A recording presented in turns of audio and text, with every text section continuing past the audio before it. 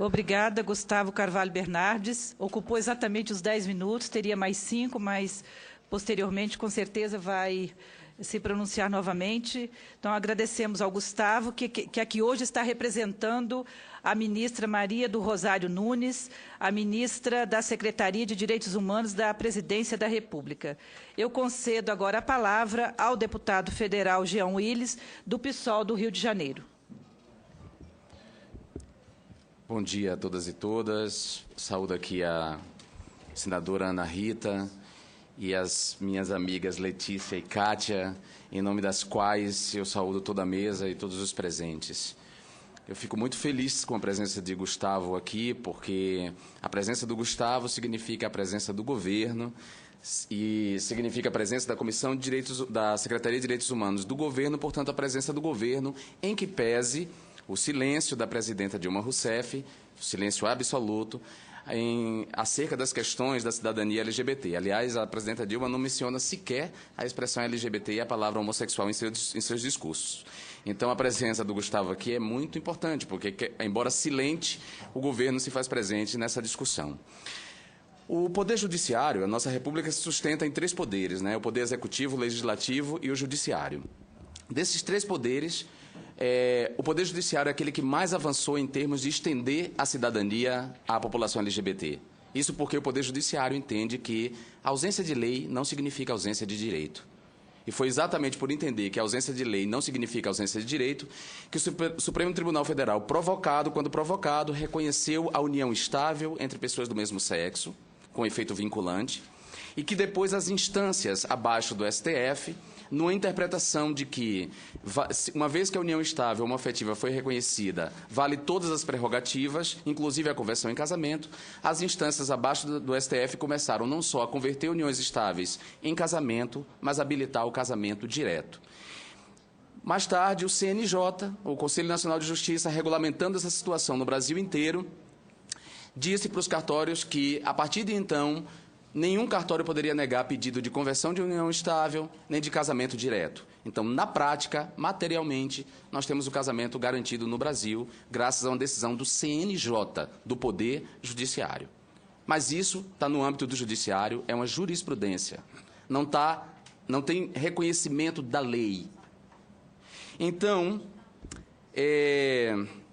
não tendo reconhecimento da lei, e nós todos sabendo que a nossa luta é uma luta também por reconhecimento, não basta garantir materialmente o direito, mas nós precisamos de um reconhecimento na lei, é que a batalha pelo casamento civil igualitário continua, ela não está ganha. E ela não está ganha por vários motivos. Um deles são as proposições legislativas que tramitam nessa casa, não só para submeter decisões do STF ao Congresso Nacional, mas proposições que estão querendo, instituir plebiscitos e referendos em relação ao casamento civil. Ou seja, a decisão do STF não é uma decisão, mesmo sendo o Poder Judiciário autônomo, há uma tentativa aqui, por exemplo, de submeter decisões do STF a essa casa. E, portanto, a pessoa que fez essa proposta legislativa, o deputado que fez essa proposta, é reconhecidamente um deputado contrário à cidadania LGBT. O objetivo último, portanto, é tirar esses direitos garantidos materialmente pelo Poder Judiciário. Ou seja, além de não haver o reconhecimento na lei, ainda se quer tirar o direito garantido pelo Judiciário. O que significa que nós temos que continuar uma luta e temos que concentrar a luta na alteração da lei. Não podemos nos dar como satisfeitos. O governo federal pode ter se dado como satisfeito com a decisão do Judiciário, mas nós não vamos nos dar por satisfeitos. Eu acredito que o movimento não pode se dar por satisfeito e nós, parlamentares, não vamos nos dar por satisfeitos, porque é tarefa nossa legislar e é nossa tarefa reconhecer no plano da lei. Vocês sabem que a Comissão de Direitos Humanos da Câmara e Minorias da Câmara ontem aprovou um projeto que derruba uma resolução do Conselho Federal de Psicologia que proíbe as terapias de reversão da homossexualidade. Bom, em que pese a Comissão de Direitos Humanos e Minorias da Câmara não tem legitimidade nenhuma, tem legalidade, mas não tem legitimidade, as pessoas que compõem a comissão hoje são fundamentalistas religiosos que não estão habilitados para julgar para avaliar, para julgar, para votar os direitos de uma minoria estigmatizada como a minoria LGBT, em que pese não ter legitimidade, tem legalidade. O projeto foi aprovado e esse projeto sendo aprovado foi uma vitória na guerra, nessa batalha que nós travamos entre estima e estigma, ou seja, foi uma vitória do estigma sobre os homossexuais. Uma vitória do estigma da nossa forma de amar e da nossa forma de viver o nosso amor, que mais uma vez é visto na perspectiva do transtorno mental, da doença, do distúrbio psicológico. Então, se por um lado os conservadores, reacionários, contrários à nossa cidadania avançam nesse aspecto, a gente não pode deixar de avançar também no aspecto da lei. Nós temos que dar uma contrapartida. E a luta pelo casamento é uma luta por estima.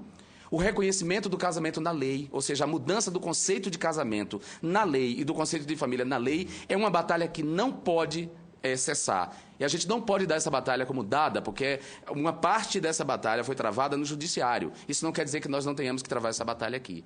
Por isso, eu e a deputada Érica Cocai apresentamos duas proposições legislativas. Uma é um PL, um projeto de lei, que não depende de assinatura, que é uma alteração do Código Civil, baseado, inclusive, na decisão do Judiciário, tanto do STF quanto do STJ, ou seja, pegando os argumentos que estão nos votos dos ministros, para justificar por que o Código Civil pode ser alterado diretamente. Nós temos essa proposta e nós temos outra proposta, que é uma PEC, uma proposta de emenda constitucional, que essa depende da assinatura de deputados. Então, fizemos duas frentes legislativas para tentar garantir o casamento no plano da lei. Bom, se nós conseguirmos garantir no plano da lei, nós vamos não só estar garantindo o direito ao casamento e todos os direitos correlatos ao casamento, que correspondem a mais de 70 direitos que hoje nos são negados, como vamos estar fazendo um avanço em termos de estima e reconhecimento. Os homossexuais não são obrigados a casar depois que a lei é garantida, porque os héteros todos não casam, porque eles têm esse direito garantido em lei. Casa quem quer, mas quando quer, o direito está garantido. Quando forma a família é protegida. Nós não podemos deixar que essa exclusão jurídica continue. E a única maneira de enfrentar essa exclusão jurídica é alterando essas duas leis. Tanto a lei infraconstitucional, o Código Civil, quanto a própria Constituição na definição de casamento. Por isso mesmo, essa audiência foi construída. Ela foi construída pela senadora Lídice da Mata, pelo senador Randolfo, pela senadora Ana Rita, pela Frente Parlamentar pela Cidadania LGBT, da qual eu faço parte, porque nós precisávamos marcar um contraponto em relação ao que está acontecendo na Comissão de Direitos Humanos e Minorias da Câmara. Enquanto a Comissão de Direitos Humanos da Câmara avança no estigma, nós batalhamos pela estima.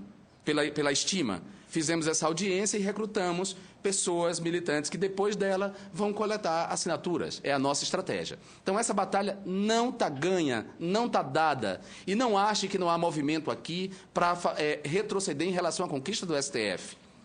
Então, eu discordo do Gustavo nesse sentido, não acho que seja uma estratégia ruim nesse sentido. Para mim, é a melhor das estratégias, porque nós temos que mudar na lei. Na lei, precisamos do reconhecimento e da segurança jurídica, e essa só vai vir quando alterarmos o texto da lei, quando dermos legitimidade ao casamento, legalidade e legitimidade ao casamento, por meio da alteração da lei. Por fim, nós não temos que contrapor... e eu sei que ele não fez isso, que o Gustavo não fez isso, mas nós não podemos contrapor uma pauta a outra, a pauta da criminalização da homofobia com a pauta do casamento civil igualitário. Em que pese a pauta do casamento civil igualitário ser uma pauta positiva, propositiva e afirmativa de direitos, e não uma pauta restritiva. O direito penal é sempre um direito restritivo. Nós temos que lembrar disso. E por isso estamos preocupados aqui, todos nós, na construção de um relatório para o PLC 122, que não deixe o enfrentamento da homofobia tão somente no âmbito do tipo penal.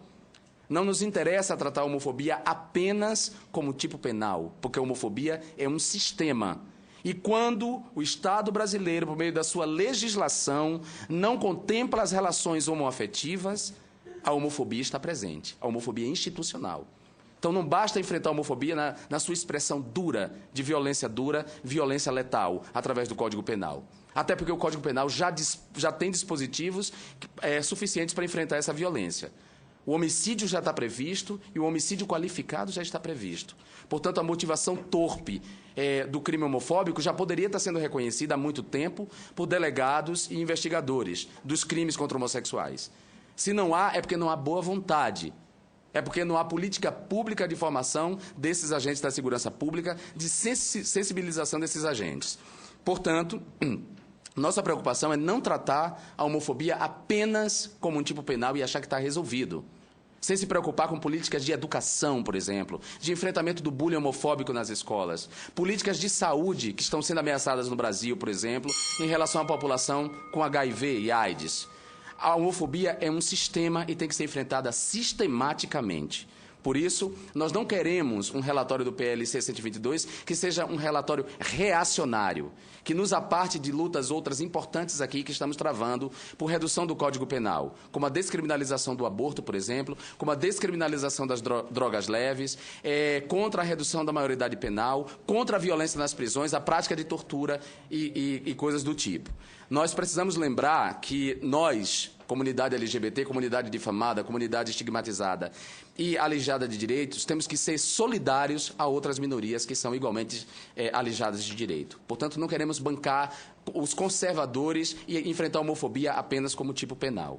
Então, eu não gosto desse contraponto entre as duas pautas. As duas pautas são complementares. Nós lutamos, sim, pela proteção, pelo direito à vida, mas nós queremos mais que isso. Queremos enfrentar uma homofobia sistêmica que se expressa, inclusive, na exclusão jurídica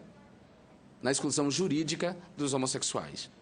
Então, minha fala, por enquanto, é só, depois a gente abre para o debate. Muito obrigado.